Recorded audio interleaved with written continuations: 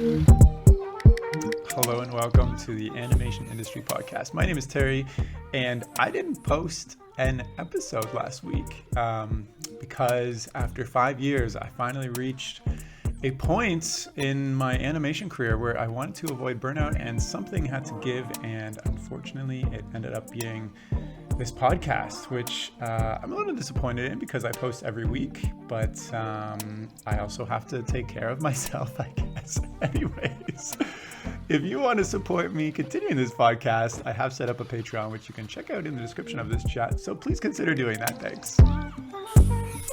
Now, this week, I have an extra special guest who is here to give a little bit of a history lesson behind Disney's unionization.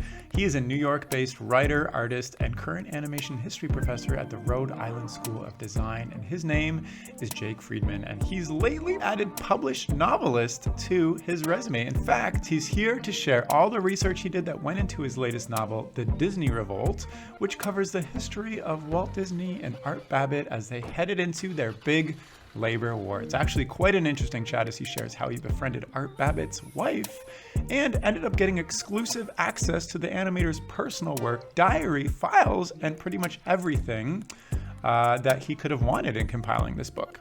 Also, if you're interested in reading the book for yourself, you can get a 25% discount from chicagoreviewpress.com using the code Disney25. And I've included a link to that in the description of this chat as well. So please go check it out. And now, without further ado, let's jump in. Hello, Jake. Thanks for coming on the chat. How are you doing? Hey, Terry, I'm doing great. Thanks for asking. How are you? Yeah, I'm good, thanks. I'm excited to chat about this wonderful, very interesting piece of animation history that you've written about called the Disney Revolt. Maybe you could just start off by giving a brief overview. Like, imagine we're in an elevator and I'm getting off in 2 stops and you want to tell me about this book. It's about the golden age of Disney animation, walking you through it as the artists, learning about the one artist who was the most innovative artist of all of Walt's artists, and what he did that caused his name to kind of be erased from Disney history for a long time, namely leading a labor strike in 1941 during the making of Bambi and Dumbo. Do you want to tell people who that is? Or do we leave that as a cliffhanger? His name is Art Babbitt. I think everybody knows. Art Babbitt. He is listed as a supervising animator, but in my research, I found just how important he was to Disney history. Like what's more important than an animation supervisor for the films at the time? Well, there were lots of animation supervisors. The way Disney films made movies, well, the studio cast animators the way you cast lead actors. You're going to play this character. You're going to play that character. Art Babbitt was one of those lead animators who was cast as the Wicked Queen in Snow White, as Geppetto in Pinocchio, etc. So he was one of those, which already puts him in a very small cohort of the Disney Golden Age masterpieces. And when we say Golden Age, that's from like 1933 to 1942, the films that were in production up to the strike, which was in 1941. So Three Little Pigs is kind of like the beginning of the Golden Age. And then the films, Snow White, Pinocchio, Fantasia, Dumbo, Bambi. Each of these is incredibly unique, stands out on its own, right? There's no set style. Each one is very different. You have a princess movie, a boy movie in Pinocchio, a concert feature, trippy pastiche film in Fantasia. You have this like modern 20th century short form cartoonish film with a lead character who doesn't even speak a single word in Dumbo. Right. 65 minutes long, like a fable. Then you have Bambi, which is a fuzzy animal movie that's done in as close to photorealistic as they could. Like if you skip past the baby parts where all the animals are babies and you go into the grown deer and all the other grown-up animals, you're like, wow, they animated these deer like they could get inside a grown deer's mind. Yeah, I mean, there's a lot to uncover there. I'm wondering, obviously I want to chat a lot about this book and why you decided to write it. But like, So you come from animation yourself. You were working on quite a few TV shows and movies and things like that. And then you decided to get into teaching animation history. You made the jump out of the industry and into teaching, I guess. And then you decided to write this book. Can you tell me a little bit, what was that? What inspired your journey to get into animation and then kind of leave and then teach and then write about history? I would love to. And I would love to. And before that, I'm going to finish your previous question and tell you why Art Babbitt kicks butt.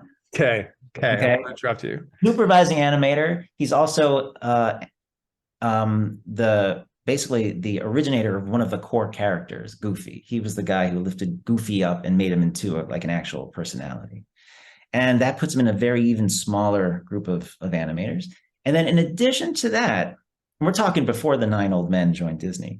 Before that, he was the guy to bring art study into the studio, studying figures and to study action analysis. He brought those art studies in. He brought in using live action reference, shooting people for reference with his film camera, like movement specialists, dancers and gymnasts and baton twirlers and things like that, so he could get that into his characters.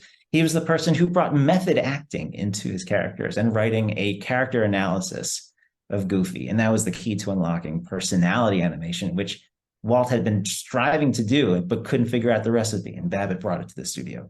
So that makes Babbitt the most unique and influential animator that Walt had. And it's too bad that he wasn't given that credit. And the reason why is because he led such a bitter labor strike that lasted 9 whole weeks during the summer of 41. And that kind of like changed the studio forever and hurt Walt's feelings, made him felt abandoned by the people that he trusted the most, the people that he invested all this time and energy in during a time that was extremely stressful for him, when the war in Europe was hurting his revenue so badly he thought he was going to go under. So that's Art Babbitt and Walt Disney, two people who were aligned in their ideals like this, enmeshed, and then butting heads and clashing at the form of this labor union.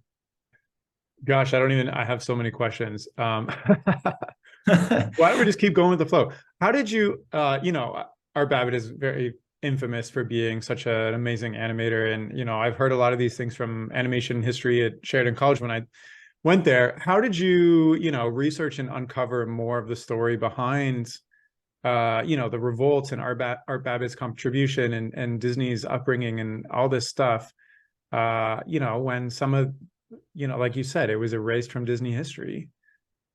I had read about Babbitt in books about animation history that were not written or published by Disney. Yeah. Because we're talking about the 90s, right? And there were some great behind the scenes books about animation in the 90s. The Illusion of Life is a great one by Frank and Ollie, but there's no mention of the strike in that. And then there are a couple books by Seamus Culhane that he published in the 80s, talking animals and other people and animation from script to screen. So animation, like the background of animation was sort of revealed to me there. Those two books were not Disney books. He just kind of like wrote his memoirs and kind of a how-to book on animation. So getting the scoop of and Jack Kinney wrote a book called Walt Disney and Assorted Other Characters. And Bill Peet wrote an autobiography for children, just his story about being an artist, and it's a children's book. So these were windows into life as a Disney artist during that time, for me anyway. And so I knew there was a lot more, and I don't know how I got the idea that like that there was more to be told. I probably didn't think there was more to be told back in the 90s about the strike of 41. It wasn't until I came back to my alma mater, which was NYU, and my animation history professor, John Culhane, told me that I would be writing the book about Art Babbitt and the strike. And he knew that I loved history, Disney history and animation history, and he just assigned this to me. He said, "You're going to write this book." And he got me in touch with Art Babbitt's widow. And wow. Yeah, she was in her early 80s at the time, I think, or mid 80s. And after it, like, I called her up, but I didn't really have the nerve to fly out there. I live in New York. She and all this other stuff is in Burbank or Los Angeles, California. And so it took me a year to finally fly out there. So you called her up and said, "Hi, I'm somebody you've never heard of before. My professor told me to write a book on your late husband." Well, she wanted the book written. She was afraid that her late Oh. husband's history would be erased, and she wanted the legacy to live on. So she knew John Culhane. John and I adored John Culhane. I went to NYU partially because of John Culhane. He wrote the book Aladdin, The Making of an Animated Series, which when it came out and I was like 12, I was like, this is treasure. This is like water in the desert for me, the behind the scenes of the Disney studios. Yeah. And so I adored his class so much that like I took it my first semester at NYU. And then the next year I just sat in. I just made time to sit in his class, and I attended every class the second year and the third year. You weren't even taking his class, you were just sitting in for 3 years? For 3 years, yeah. Like, yeah. John Culhane was great. Like, it was hard to get any grade other than an A for his class. He was just like so full of life. He was vivacious. He was like a big kid who was like a senior citizen. He was like so full of whimsy and zest for the world, and just like looking through the eyes of a child every day. I just loved that. He taught me how to bring joy into what I do. Wow. And so I just wanted to be around that. And so I didn't realize how much that meant to him. I thought this was just a one-way thing. Like, I'm getting this from him. I can't possibly be giving him anything from me to him. I'm sure he gets this all the time. Well, I came back as a speaker and he gave me this assignment. And when I called Barbara, Art Babbitt's widow, she said that John had talked to her about me and she was expecting to hear from me. And when I finally flew out to her, that started a wonderful and warm friendship. And she became sort of like my West Coast grandma. She called me, wow. She called herself my showbiz granny. Showbiz granny. Yes, she was my showbiz granny because she used to be a dancer and an actress. She was on like the Dick Van Dyke Show, and she was in an episode of The Twilight Zone, and she had danced on a variety show for like Frank Sinatra, and she had a long history of being in showbiz. But she wanted to make sure that Art Babbitt's legacy was ensured, and so for years, I would travel to her, and she saved everything that he had done and saved over the years. Like, she had like a giant, kind of the size of a garage, but there were no cars in it. And she called it a cubby hole, but it was just like a giant room. Kind of like what you might imagine like a basement to be, with boxes and drawers and filing cabinets, and all of the things of his life were in there. Like his termination letter from Disney, photos from New York in 1920s, home movies that he shot in the 30s while at Disney and not at Disney, like hanging out with other Disney animators, audio interviews that he had done. Just, I'm holding his like Disney ID in my hand, and his like passports from when he traveled during his vacation while he was at Disney. Like I got his diary. I felt like I got a chance to know that man after 10, 11 years. Wow. What did it feel like to just be like, I have this exclusive access to one of the greatest, animators of our time, well, ever, I guess, because animation isn't that old. Yeah. And it wasn't just access, it was literally everything you could have ever wanted. I felt like there's no way I can't be granted a publishing contract with this. There's no way. And boy, was I wrong. But wait, have you ever published anything before? Have you ever written before? Your professor was just like, you're going to write this book. I have faith in you. And you're like, I've never written an article in my life. Like, I think at that point I'd written a couple articles for Animation Magazine. My first article was published in, I think, 2006 for Animation Magazine. And I just wanted to keep writing. If there are any listeners, so you published a couple articles, which are only, a couple hundred words long, I guess. Were you intimidated to take on a book, or you just knew you could do it? A book? I think I knew I could do it. An article would be around between, I guess, 450 and 2,000 words long. Okay. which comes, it's shorter than you think. Like 2,000 words on a Microsoft Word document comes out to maybe like 3 pages. Yeah. The hardest part is editing, to be honest with you, because most of it is interviews. You're interviewing someone about the show that they work on, or the DVD that's coming out, or a book that they wrote.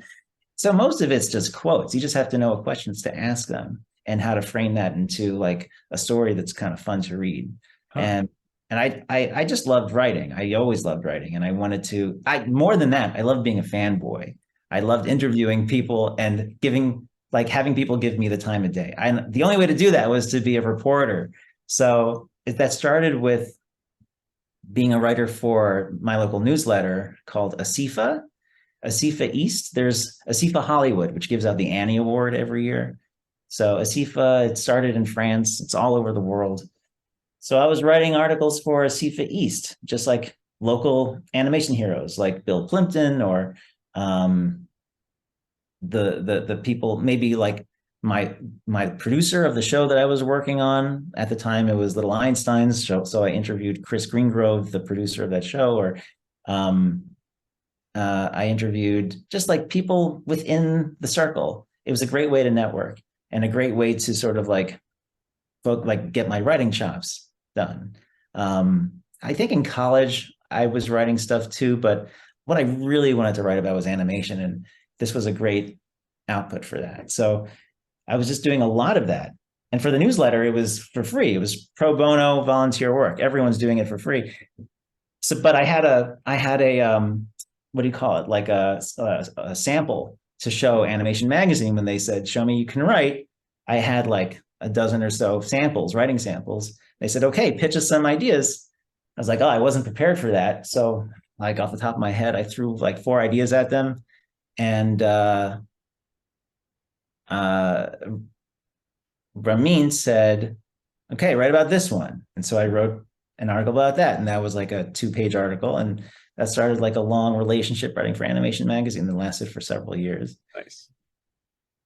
So, so you already knew you could write, and then you had unlimited access to all the information you could ever dream of. And then you said it was really tough to get a publisher involved. Yeah. After about maybe like about 4 years. Wow.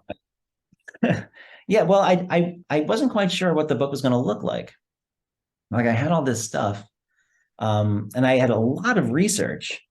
And to help me organize my research, I started a blog called Babbitt Blog, and I wrote an article for Animation World Network and for your friend Dan Sarto called something like The Top of His Class, about how Art Babbitt basically invented animation education. He was like the first real animation teacher in 3 different ways, in 3 different times: in the 40s, in the 50s/60s, and into the 70s with the new generation who were building the Renaissance, the animation Renaissance, and how he was responsible for all of these.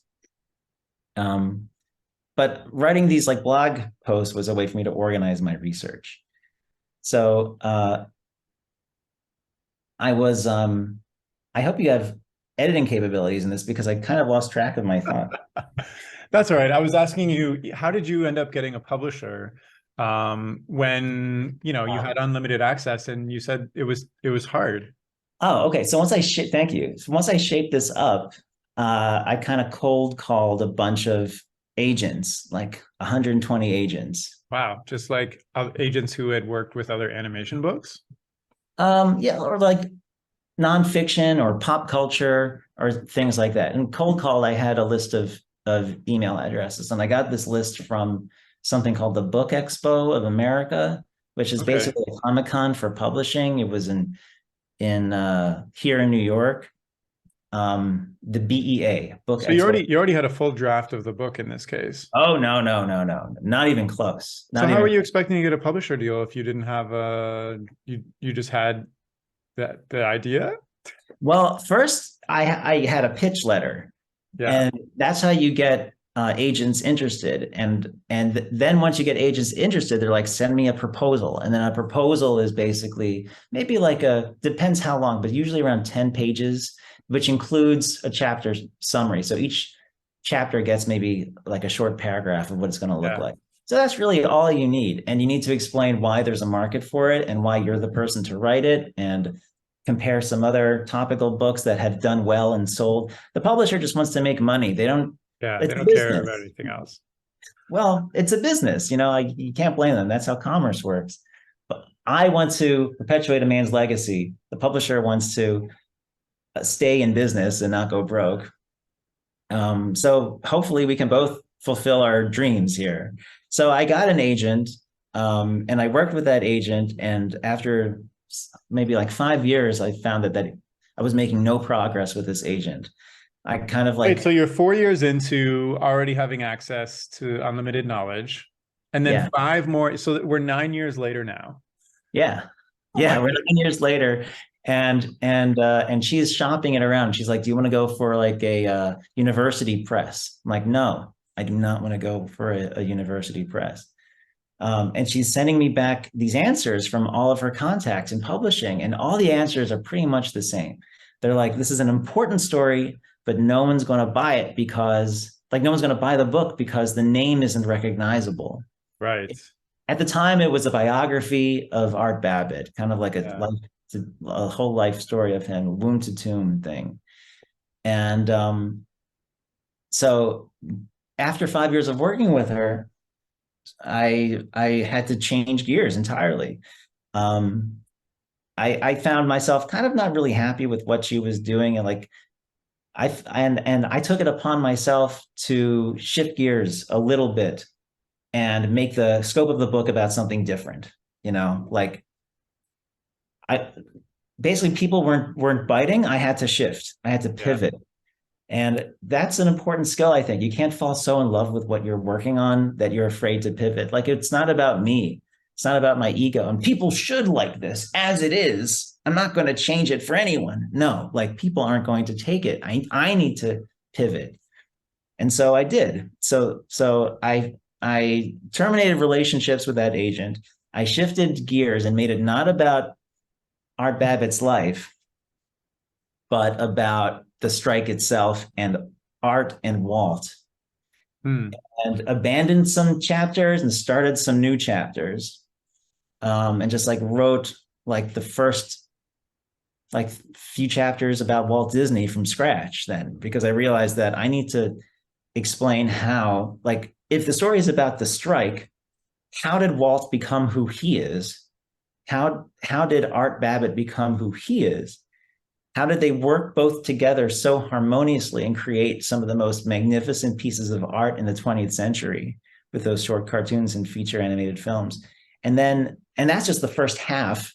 And then the second half is how did it start going downhill? Hmm. So the things that led up to butting heads, and then finally the strike, which did not happen out of thin air. Like, nothing happens in a vacuum. Everything is kind of the result of something else. So this halcyon time, this golden time, was leading up to Snow White. It was beautiful. Everyone's on the same ship, sink or swim. If we're in it, we're in it together. We're all going to succeed together. We will split profits, as Walt Disney had promised. And it was successful. And that's kind of where the golden age, not the happy time, kind of ended for a lot of people, because they felt that after that, Walt and Roy and their vice president saw this as a great way to make money. And we're not going to profit share the way we promised. And we're going to maintain as much control as we can. This is no longer a small time mom and pop shop. We're going to run this like a business. And that sort of was the beginning of ill will with some of the animation staff. Yeah. Wow.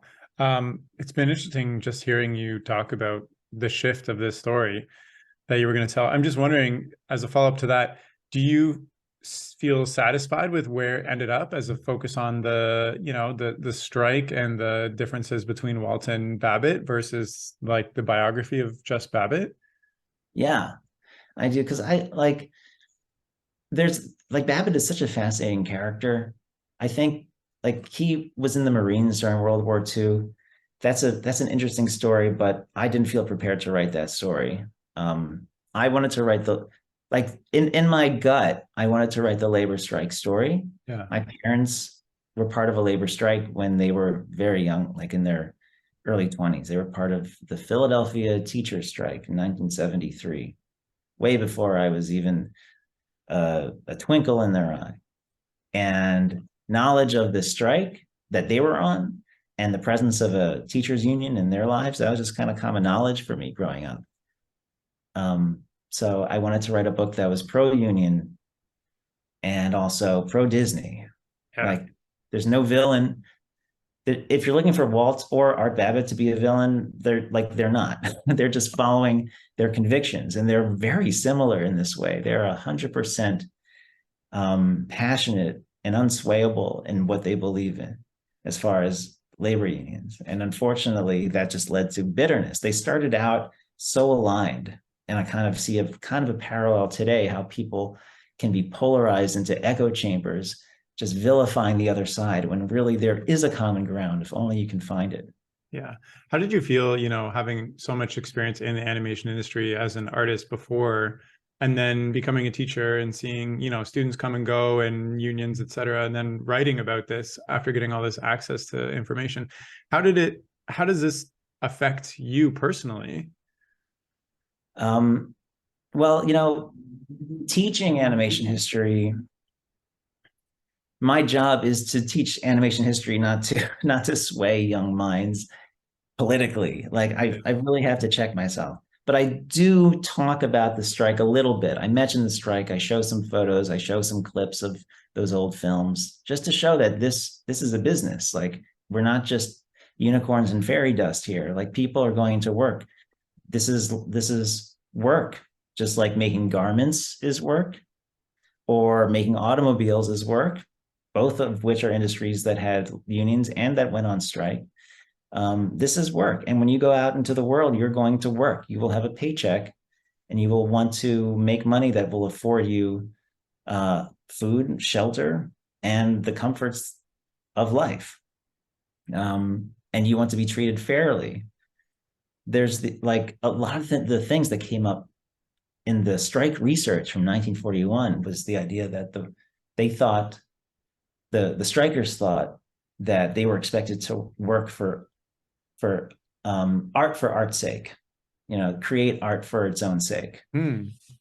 That the studio expected them to do it for the love of the craft, and that the payment was just kind of ancillary.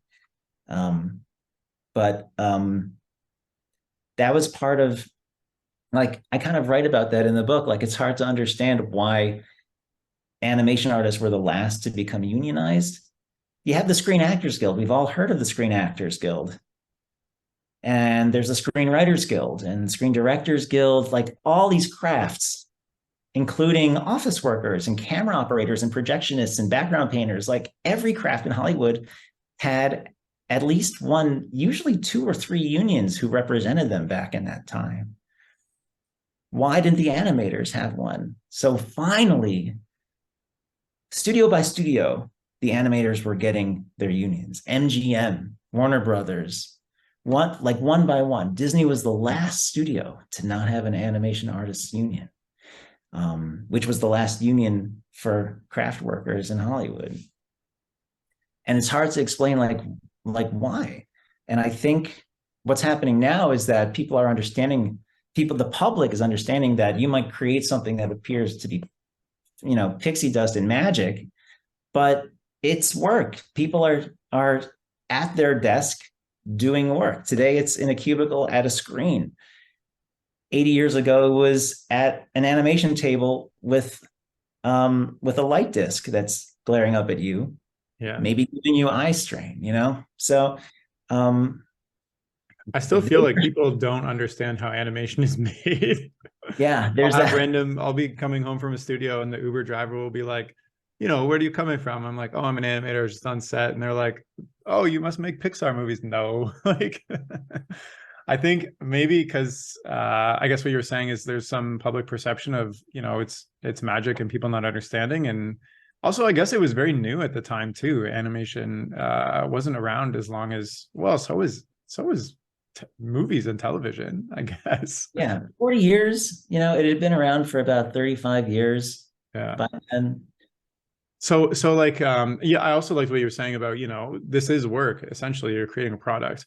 How is this going to change how you teach your history classes now after you've done all this? Well, you've been doing this research for years and years and years and years.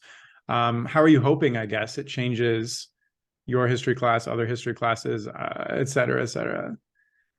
Well, sometimes I take questions from my students about having been in the industry, like if they have any questions about what it's like to work in the industry, because there are a lot of starry eyes out there, just as I was, before I moved into the industry myself. And by the way, working in the industry was great fun. And there are jobs out there that pay what you're worth and pay very well. And there are places that I worked at that were not very fair, that scheduled a production so that every week you were expected to come in on a weekend, like every week. Film production or TV production has crunch time, and you have to be flexible for crunch time. But if every week is crunch time for the majority of the year, then that's not fair for your workers. So knowing what's expected of you working in like film or TV production is I think very important. There's the idea of like putting in your dues, and I think that might be true for most industries, where you sort of like learn the ropes, do what has to be done to get the job done. So at my very first professional job, like I said, I know After Effects in my CV, and I did. And then they asked me to do stuff in After Effects that I didn't know how to do. So I just stayed late until I got that done. And I kind of had to learn on the job. And that's sort of what it is too. Like you promise to get something done. And if it's within the realm of fairness, you do what it takes to get the job done. And that makes you valuable as a worker. And you feel proud to be part of a team. I think that's a big part of it too. Like if you can feel part of a team and feel like you're not being taken for granted of or, taken advantage of, I think there's no feeling like that. I think TV and film production is great like that. So do you think people who read this book are going to get a stronger sense of, maybe I'm coming to my own conclusions now, but the whole point of the strike was to get better wages, et cetera, for the animation artists. Do you think people who read the book are going to have a stronger mentality of, kind of standing up for what's, their working conditions and whatnot? Because there's like you were saying, there's a lot of starry eyes. There's a lot of expectation to work for low pay and extra hours in this industry. And there's a lot of people willing to take your place if you demand too much, I guess, because it's still seen by a lot of people as like a privilege to be in this. So do you think, now that you've published this book and you're getting the word out, that it's going to change some of that perception somehow? I hope this book inspires people to be activists than to fight for what they believe in. Yeah. And so who is this book specifically for in your eyes? This book is for anyone who likes a good underdog story. So not just animators, anybody really. Anyone, definitely anyone. People have read this who have no connection with either labor or animation, who have let me know that they got a lot out of this book. I wrote this book with the intention of having it be a good underdog story. And I love a good underdog story. I mean, I got that. I'm a couple chapters in. I got that sense already.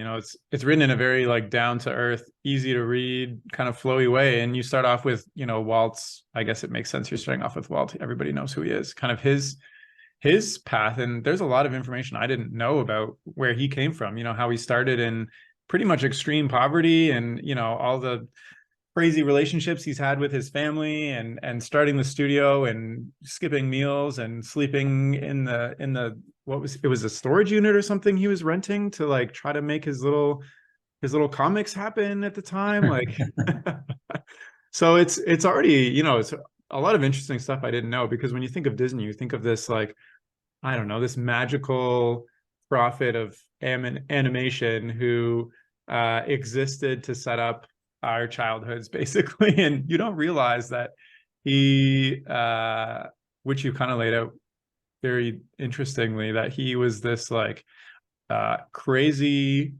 ambitious, willing to do anything, but also had literally nothing kind of person, I guess.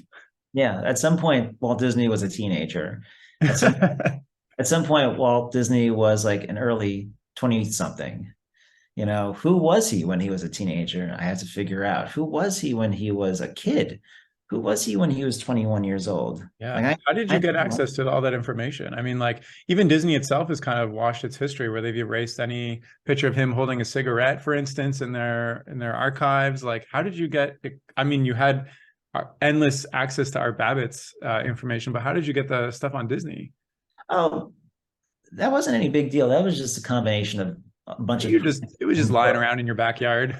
well, I have a lot of I have a lot of books on my bookshelf about Walt Disney. Got you. And his history, those came from two books specifically. One is the biography by Neil Gabler, Hmm. and the other one is the biography by Michael Barrier.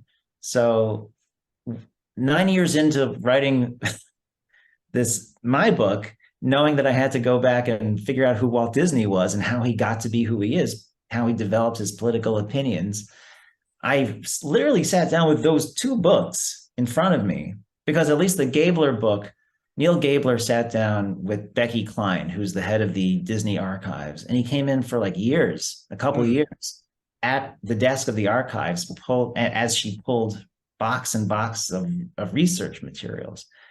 So he just kind of condensed the actual archives into the book. Hmm.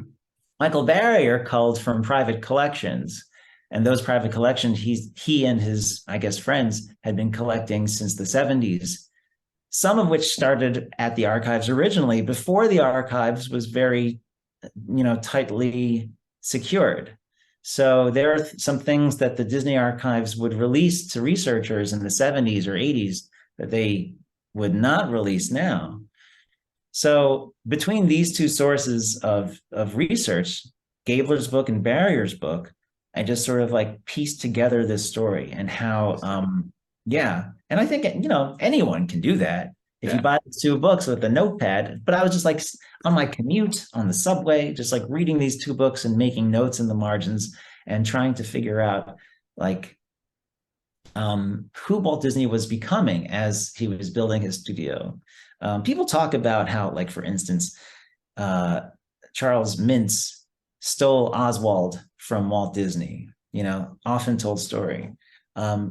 But I wanted to sort of like broaden that picture. So if you zoom out a little bit, for instance, well, Walt Disney has a contract to create a character for Universal Studios, kind of the way like if you have a contract to create a character for Nickelodeon or Nelvana, right? Who owns the character when you're done? You or Nelvana? You or Nickelodeon? So Universal took the character, and it was kind of a jerk move of Mintz to say, we're also secretly hiring all your animators away. That was an awful move, and adds more drama to the story.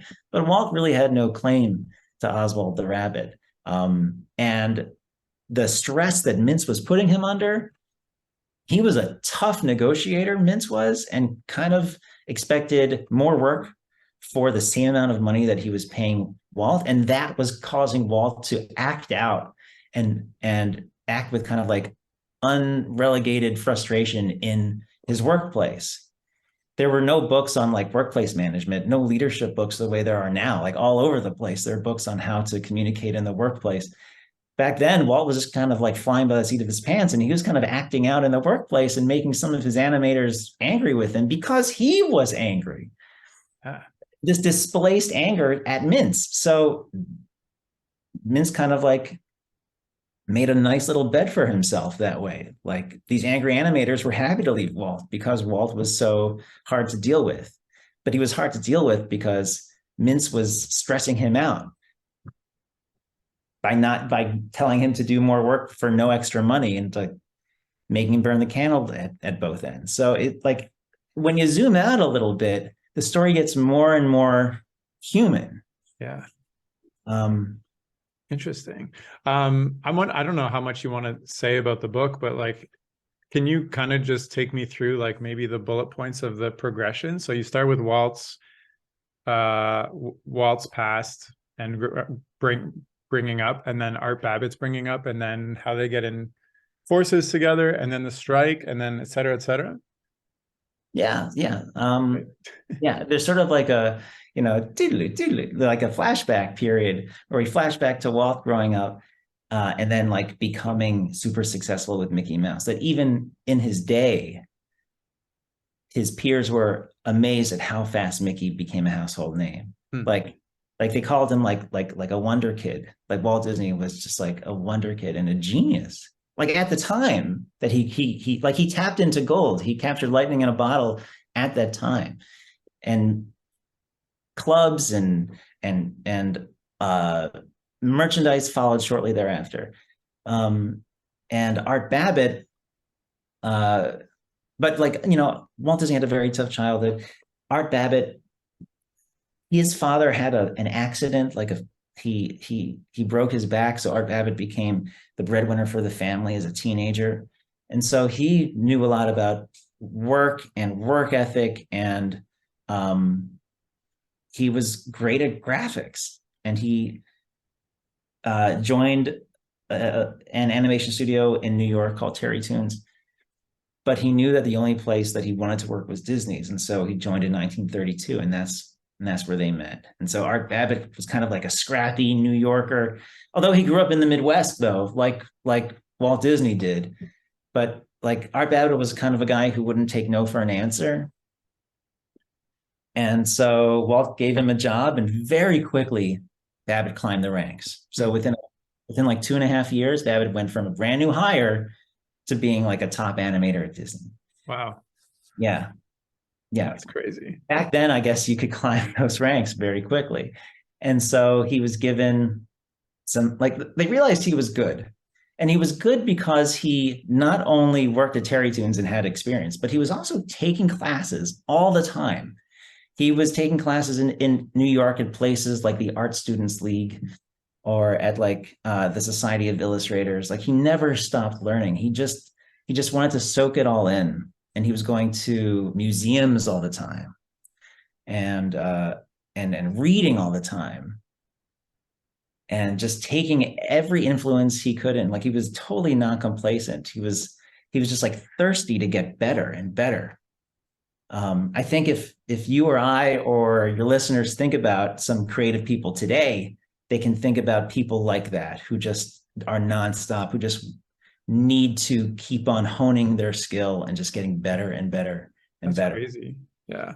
I guess you would have also seen how him leaving Disney affected him firsthand from, you got access to his diary and his wife, etc.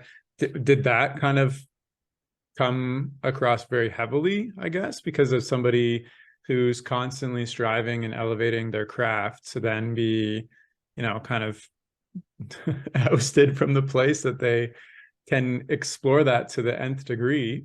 Yeah, so much. So if he joined in 32 and the strike happened in 41, so he got that super big role in Snow White, animating the Wicked Queen, to animate her in 1936 into 37. So within just like 5 years, he's animating the Wicked Queen.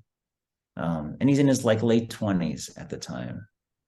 And he feels proud of it because it's a huge hit, this movie. Then he gets Geppetto for Pinocchio, which again, a project that he's super proud of.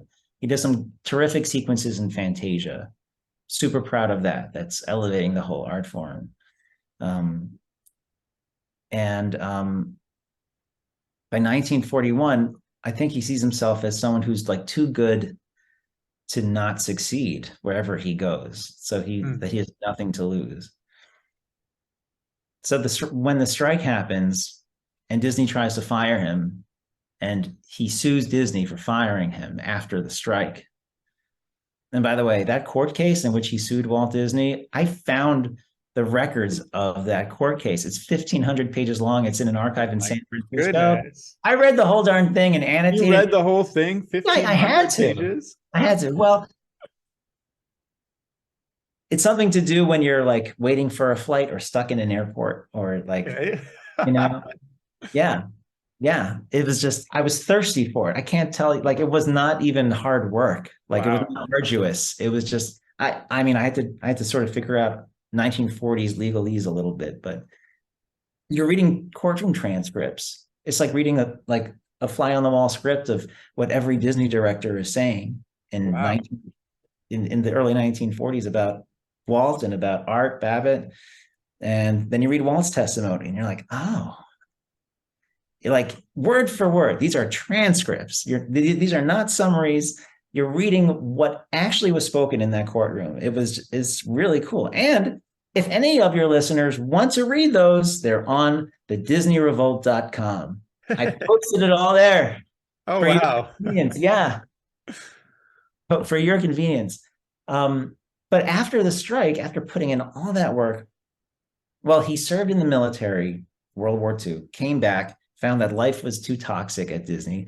So he accepted a settlement and left, took the money and left, thinking that wherever he would go, he would find success. And he wasn't right about that. He did not find the kind of success that he was hoping to find at Disney's, partially because like a lot of his friends who were part of the Disney strike formed UPA, the studio that did Mr. Magoo and all some great shorts, Oscar-winning shorts.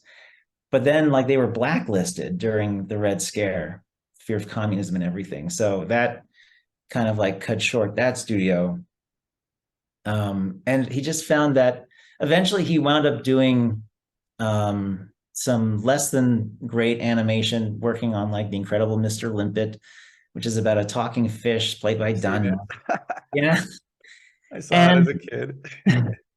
and voice directing Hanna-Barbera commercials, like Fred Flintstone commercials for, Yeah. I guess, vitamins and things like that. And so he got really depressed. He got really depressed. And Right, because he can never go back to Disney anymore. can never go And back to, there's nothing currently on par with what Disney is doing. yeah, And the stuff that he is getting is like very much, I guess, below his skill level. yeah. The only studio in the world that he saw doing something close to that, what Disney was doing, was Richard Williams' studio in Hmm. London, which at the time had won an Oscar for The Christmas Carol. You know, they'd done this great animation about, you know, Ebenezer Scrooge, that whole story. And so Richard Williams found him and brought him over to teach classes in animation in the early 70s, and kind of kept on bringing him back to teach classes year after year after year, not just doing lectures, but assigning homework to the students who have to animate professionally, and on top of that, do these assignments. These Wow. students, yeah, are you know, seniors in the studio profession now, all over in Europe, in the States, and they say how arduous it was, how grueling it was to do your paid work and then do the homework for Art Babbitt. But they did. They all did it. Richard Williams knew that this is a living legend who is a wealth of information if only we take advantage of him while he's here.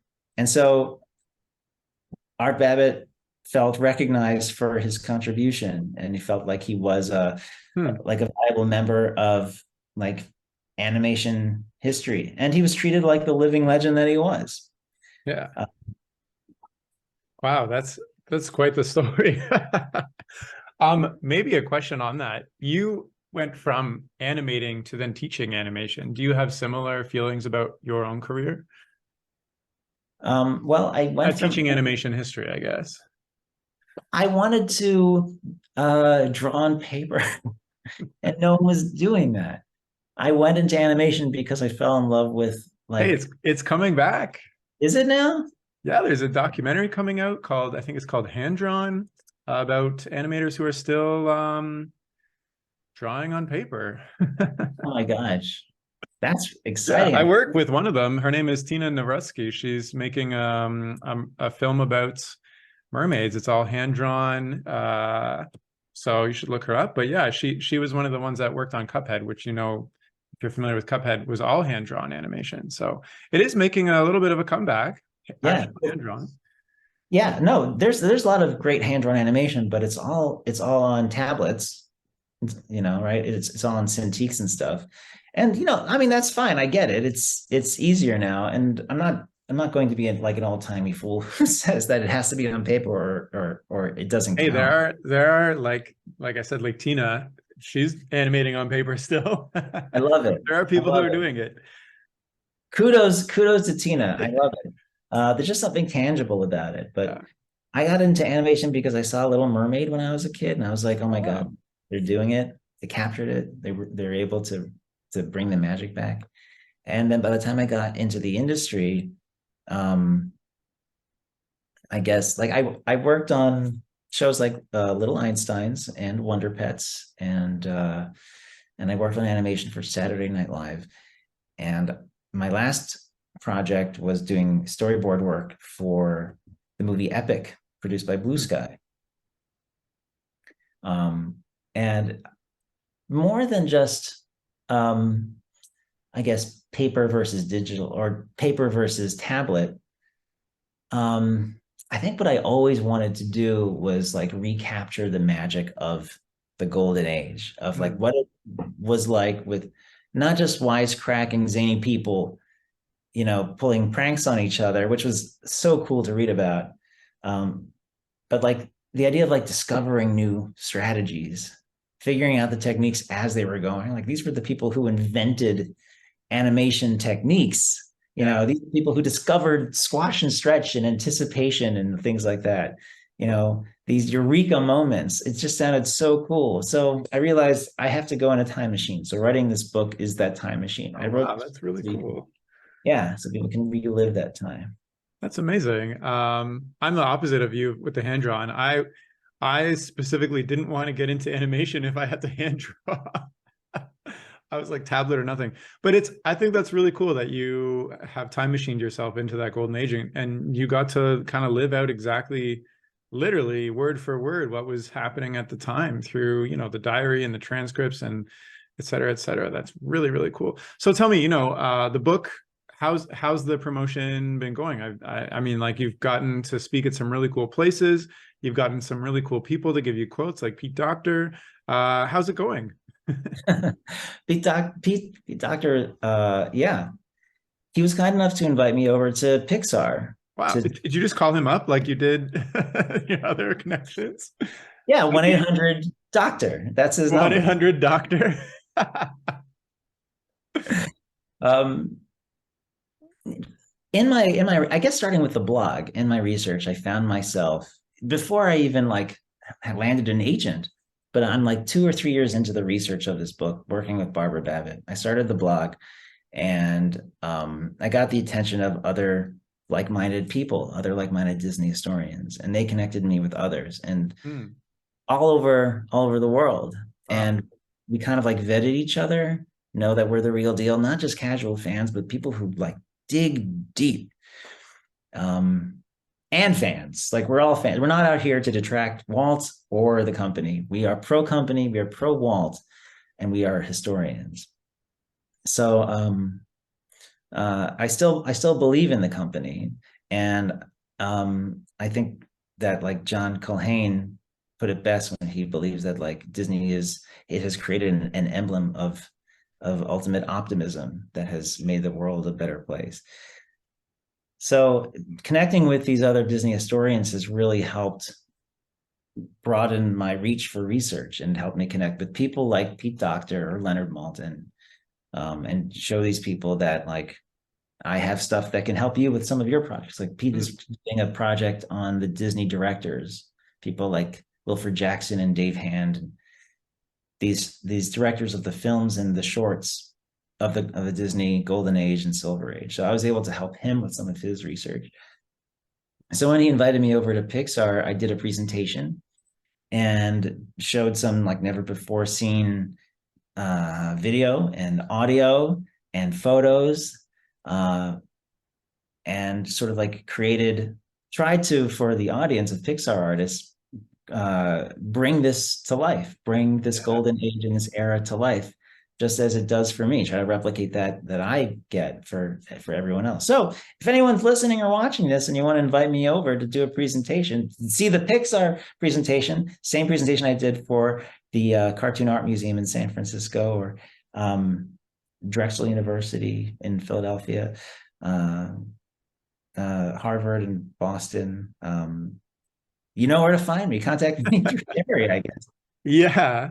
Well, yeah, 100%. I'm just maybe as we're kind of wrapping up, one final question from my end is, where do you go from here? You know, like you got to dive into a dream project and now it's been realized and you're like, the book is out. Where do you go from here? Uh, I have a book that's been on pause with Disney for a few years called The Disney Afternoon, The Making of a Television Renaissance. Ah, Yes. So we started that in 2018 and into 2019. And then COVID put a pause on that and it kept delaying the publication date. So now the publication date is scheduled to be September 2024. wow. Okay. So, yeah, so there's like a round or two of edits that need to be done, but all the research and most of the writing, well, all the writing minus some edits are done for that book.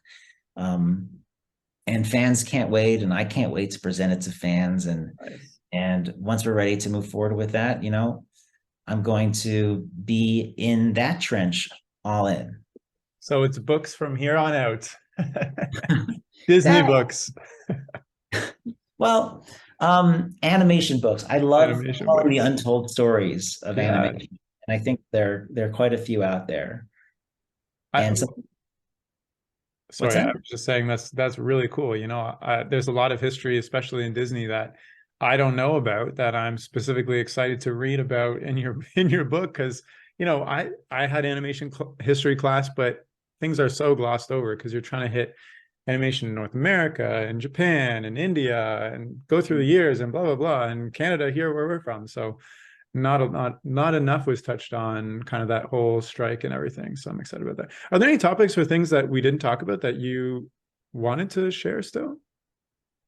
Um, well, I'm not sure if your listeners are interested in like my experience as an animator or animation artist, which started in like 2005 and ended around 2015, give or take. Mm. Um, I just kind of phased it out because I realized it wasn't making me happy. At what point did you, because it takes a lot of effort to get into animation, and specifically, at what point did you realize, did you have a turning point where you're like, I'm not happy anymore and I realized this, or was it this slow progression? Can you share that? Well, um, the way I got into the industry, I always knew I wanted to be an animator. And so I transferred to NYU Film School because I wanted to study animation. I knew I did not want to go out west. I just did not want to go in that region. LA did not want to deal with that. So NYU was the best school on the East Coast for animation. So I transferred there and I worked hard to make a student film that got in festivals. And that led me to my first job for Little Einsteins at Curious Pictures, which was a Disney cartoon show for Disney, Playhouse Disney, and a project that I could be really proud of. And that led to one high profile job after another and some low profile jobs. And it seems like the low profile jobs pay better than the high profile jobs. So kind of like, interweave those two. And then eventually, like, I found that putting all my artistic oomph into my work didn't leave anything left for me at the end of the day. Hmm. And I was fascinated by the idea that animation artists who are in the industry for a long time have their own creative projects.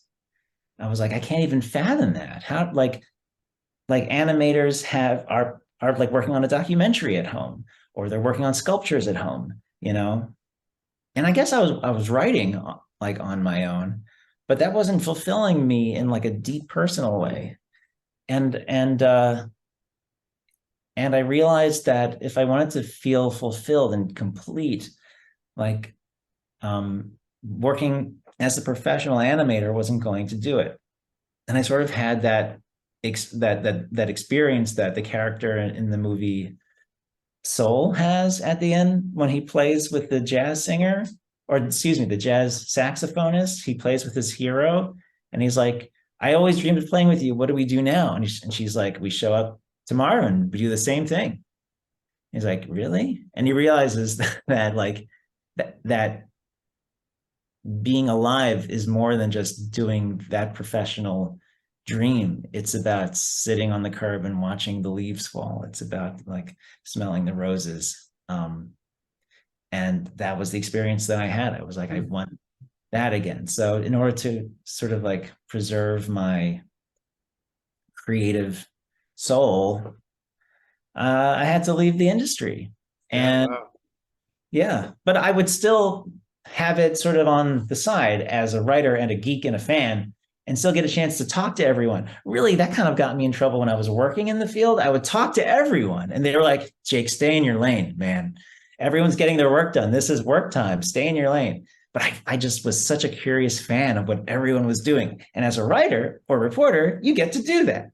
So I'm keeping that in my life if not the actual production stuff, and I'm really happy with that.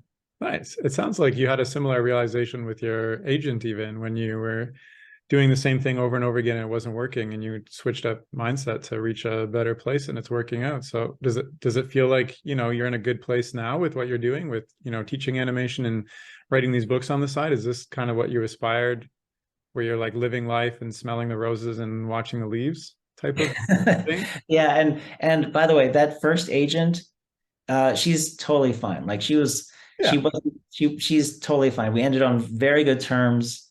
um it was just not a great match, that's all.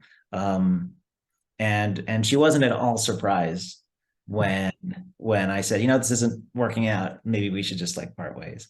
She wasn't at all surprised. And then when I found my current agent, it took like no time to find a publisher, like no time. And I Well, was really you knew what you were looking for in that sense.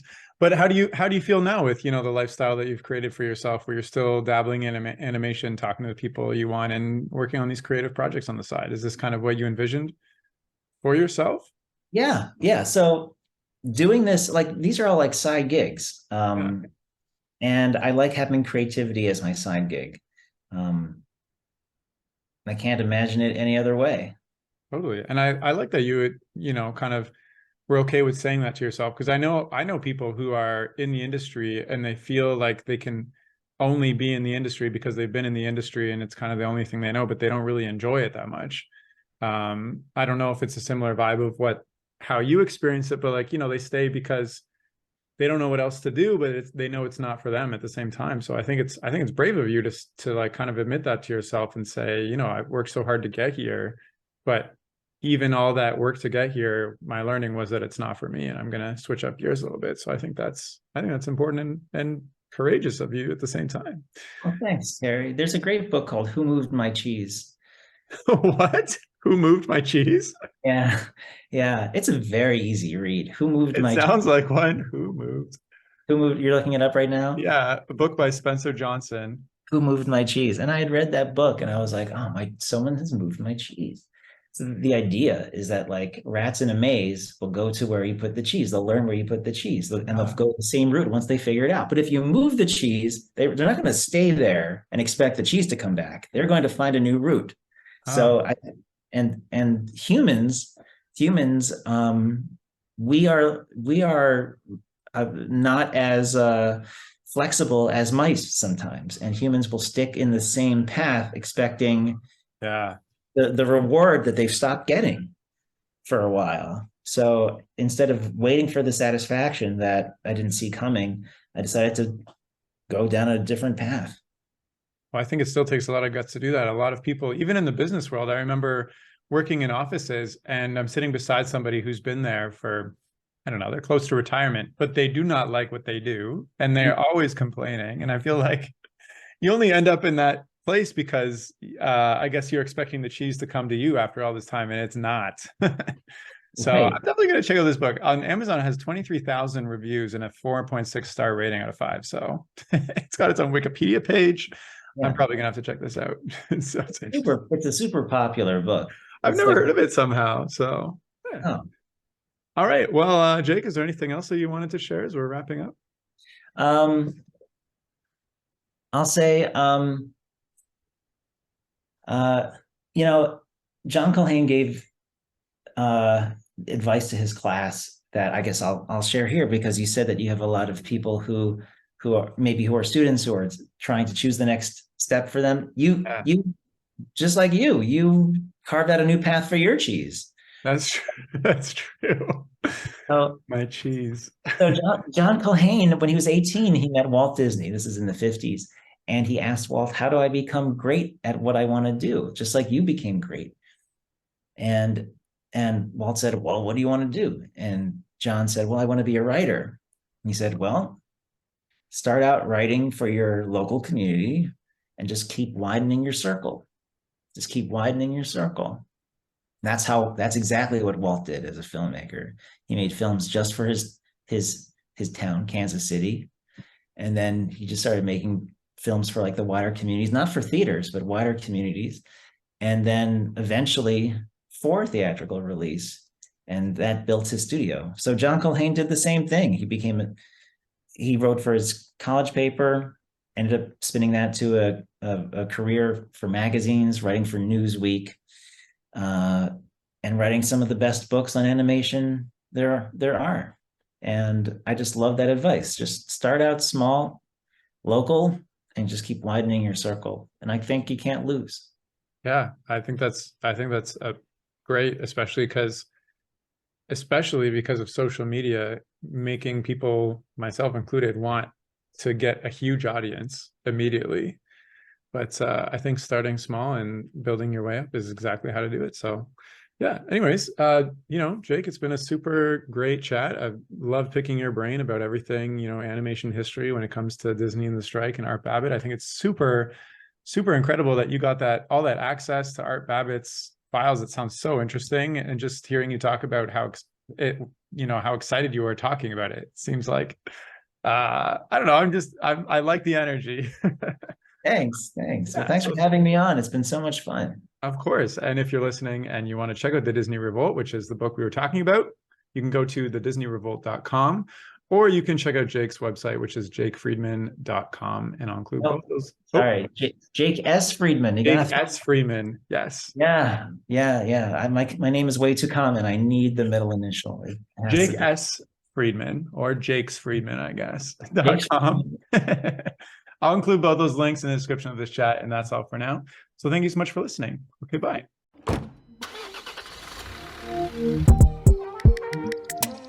The music for this podcast was composed by Willem Mendo and the graphics by Luhan Wang. I encourage you to look them up if you've enjoyed their work.